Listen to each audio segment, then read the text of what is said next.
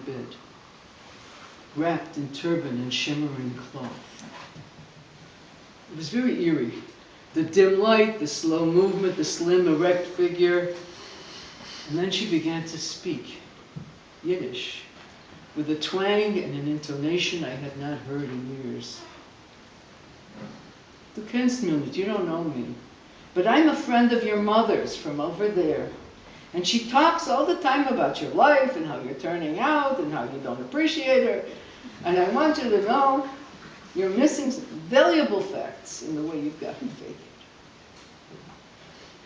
Are you one of my aunts who died before I was born, I asked, as if this pre-dawn visit into my bed was almost expected, made perfect sense, and even in the real world? Why should you look for the irrelevant? She always told me, you want documentation. What I want you to know, and I think it's a very important item I can bring from beyond, is that your mother actually loved you. It's very kind of you to come all this way, I say. Why do you need to tell me? Why in this way? And why now, after all these years?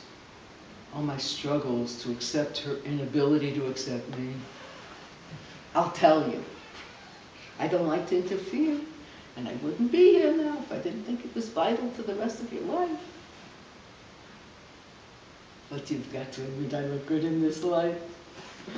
The truth is, dear, that Naches takes on a different dimension over there.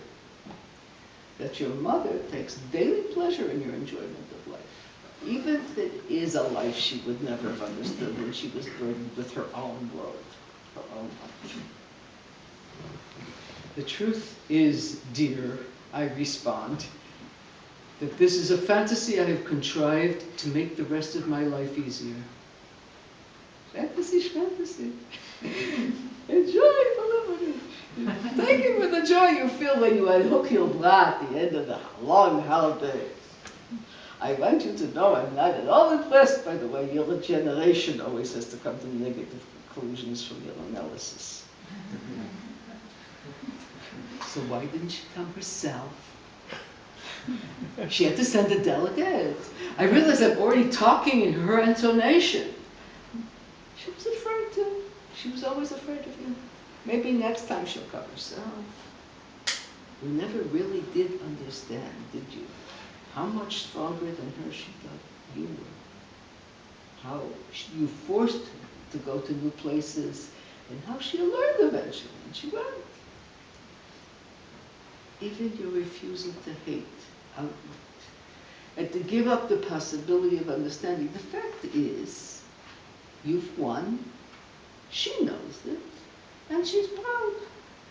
And she said to tell you, she loves the way you read poetry out loud. Even though you still stutter and you always make a couple mistakes.